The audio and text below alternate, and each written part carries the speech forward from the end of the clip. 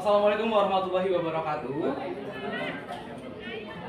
Selamat siang Bapak Ibu Guru dan Dewan Penguji kami hari ini. Sebelumnya kami perkenalkan mengenai brand kami yaitu Berjaya. Berjaya bukan hanya sebuah nama, tapi berjaya adalah sebuah cita-cita, harapan untuk berjaya bersama dan memperoleh hasil yang terbaik bersama. Oleh sebab itu, izinkan kami untuk mempresentasikan proposal usaha, kelayakan usaha kelayakan usaha Rizal Frozen Food sebagai usaha kuliner skala mikro yang dipresentasikan oleh kelompok 1. Ada pepatah mengatakan tak kenal maka tak sayang. Bapak Ibu Guru yang belum kenal, perkenalkan kami dari kelompok 1 yang berisi anggota kan?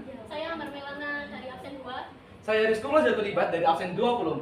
Dan saya Amar Melani dari absen 3. Oleh sebab itu, Bapak Ibu Guru yang sudah kenal, maka sayangilah kami. Pada pembahasan pertama, akan dibantu untuk dijelaskan dengan rekan saya, yaitu Ambar. Silakan, Ambar. Terima kasih, Mbak. Untuk latar belakang, makanan risol ini sudah dikenal oleh masyarakat luas. Umumnya disajikan dengan kemasan siap saji. Tentu hal itu mempengaruhi masa daya simpannya. Oleh karena itu kami berinovasi untuk menciptakan risol frozen food agar memperpanjang masa simpannya.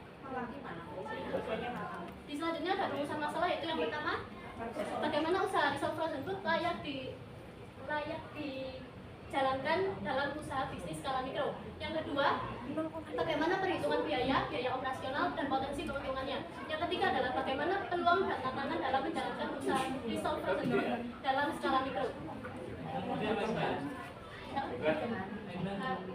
Yang selanjutnya adalah tujuan penulisan, yaitu yang pertama untuk mengkaji usaha kelayakan risol frozen food, yang kedua mengetahui estimasi biaya dan potensi keuntungan, yang ketiga memberikan gambaran perencanaan usaha risol frozen food serta untuk menjadi pedoman pada pelaku usaha pemula dalam menjalankan bisnis risol frozen food. Yang selanjutnya adalah landasan teori, yaitu untuk mengetahui kegiatan apakah makanan tersebut memiliki jangka waktu penyimpanan yang panjang dan inovasi rasa dan bentuk penyajian menjadi faktor terpenting dalam menekankan persaingan di pasar kuliner. Kajian terdahulunya adalah peneliti menunjukkan bahwa tren makanan frozen food terus meningkat. Sedangkan untuk kuliner berbasis pre-order dan digital marketing dinilai mampu untuk menekankan biaya produksinya. Selanjutnya ada kerangka pemikiran, yaitu yang pertama untuk memenuhi kebutuhan masyarakat akan makanan praktis dan tahan lama. Yang kedua adalah inovasi risol frozen food. Yang ketiga adalah perencanaan produksi dan pemasaran. Yang keempat adalah analisis biaya dan pendapatan. Yang kelima adalah penilaian kelayakan usaha risol frozen food. Selanjutnya Bapak Iqbal. Baik, terima kasih. Sebelumnya saya juga izin untuk sedikit membagikan mengenai brosur dari usaha kami, Berjaya. Berjaya adalah sebuah usaha yang bergerak di bidang kuliner. Lebih tepatnya, kami menjualkan produk utama kami, yaitu risol frozen food yang dapat dikirimkan secara utuh.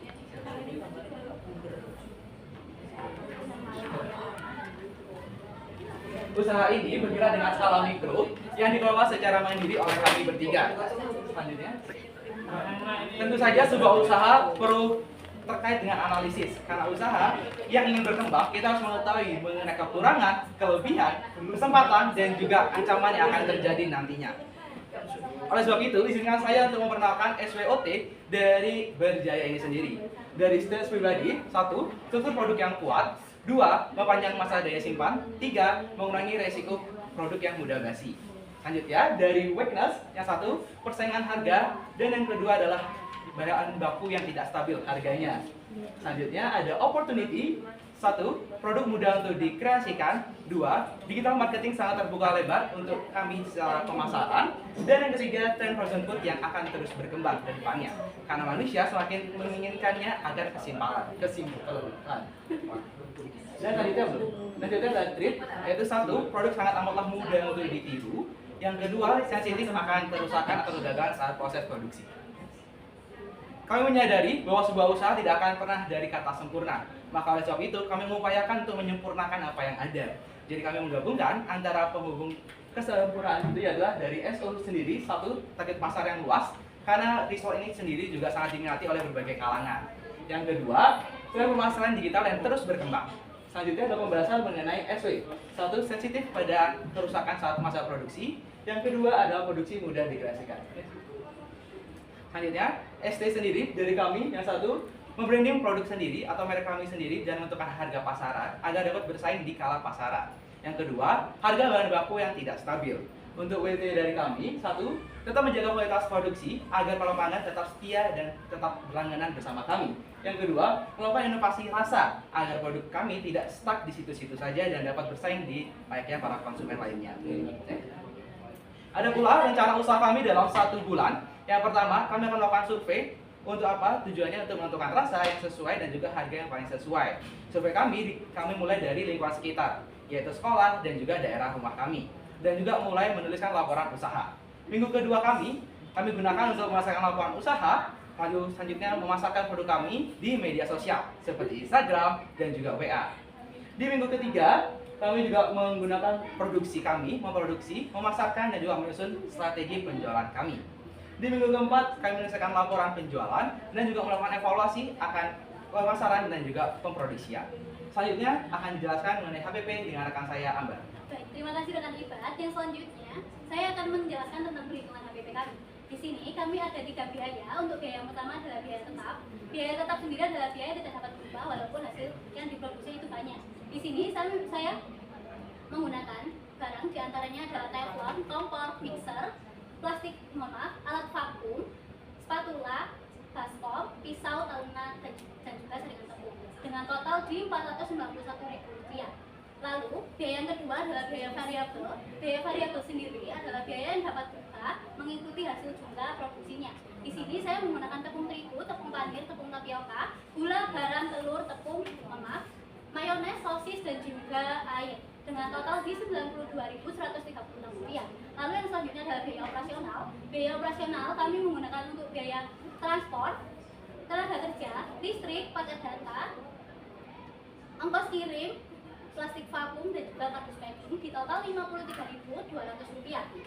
Selanjutnya, untuk perhitungan harga jual, yang pertama kita menggunakan rumus yang pertama yaitu fixed cost ditambah variable cost dibagi hasil dengan total di Rp3.653.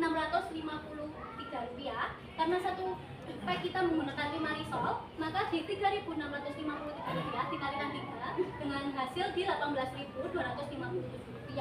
Lalu yang selanjutnya adalah perhitungan harga jual ditambah laba, maka Rp18.267 ditambahkan 30% dikali Rp18.267, hasilnya adalah Rp23.744 yang kami bulatkan menjadi Rp24.000 yang sudah mendapatkan 5 risol.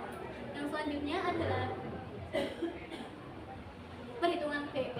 Untuk BP unit kami menggunakan rumus fixed cost dibagi price dikurangi variable cost dengan hasil di 85 unit risol. Lalu untuk BP rupiah kami ada di Rp2.045.833. Yang selanjutnya adalah target pasar kami. Untuk target jangka pendek kami adalah untuk memenuhi pasar lokal dan juga penjualan secara online. Lalu untuk target jangka panjang kami yaitu untuk menambah relasi reseller dan juga menambah varian baru.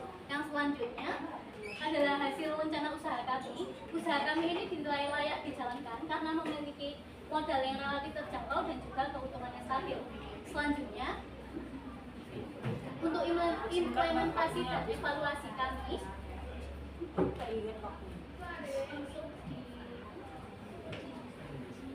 the conclusion, this business also have for market opportunities and promising profit potential with the digital strategy.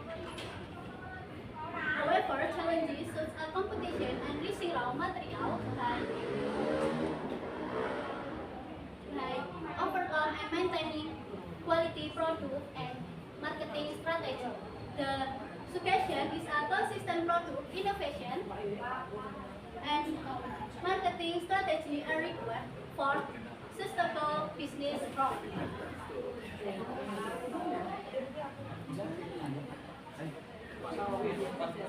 Arti logo brand kami yaitu mempresentasikan tentang kehangatan dan semangat keberhasilan. Nanti nama percaya sendiri adalah sukses atau berhasil. Dengan harapan produk yang dihadirkan oleh kami dapat memenuhi memenuhi kebutuhan konsumen. Yang selanjutnya adalah Baik, Pak. Terima kasih atas perhatian telah diberikan. Selanjutnya kami akan membuka sesi evaluasi bagi presentasi kami. Jika Bapak Ibu guru ada evaluasi yang dapat disampaikan, kami sangat mohon untuk dapat disampaikan.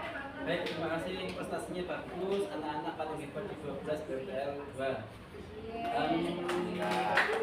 Satu saran di PowerPoint itu banyak formulir yang tumpuk-tumpuk. Ya, tolonglah kayak gini ini kan. Saya boleh. Nggak usah dijawab. Kemudian yang kedua, masukan ya ini karena kamu frozen, terus kemudian packagingmu pakai kerdus.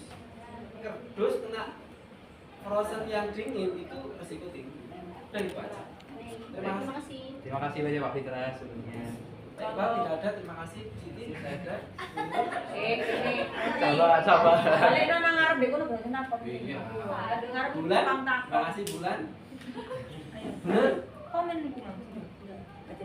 Oke, kalau dari sisi inovasi produk, ya inovasi produk Anda dibandingkan kelompok nomor 2 lebih inovasinya kelompok 2. Tapi kalau secara packaging, maksud saya secara packaging perform, Anda best lah ya. Tapi kalau secara inovasi produk Anda kalah sama yang nomor 2. Nah, gitu. Kemudian untuk ini Mas, ini seharusnya saya nggak perlu komentar karena sudah ada ahli informatikanya. Jumbo, berarti lebih concern pada backgroundnya daripada produknya. Kalau saya orang awam lihatnya bentuknya bunder, kayak begedel.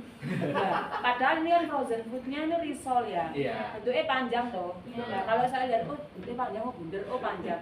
Harusnya motonya jangan dari sini doang. Baik. Ya, itu koreksi saya. Baik, terima kasih Pak Banyak. Yuris untuk evaluasi. Juga ada masukan untuk atau pembuatan tabel, mestinya ada judul kolomnya ya. Baik. Biar enak baca. Baik, Pak. Itu aja.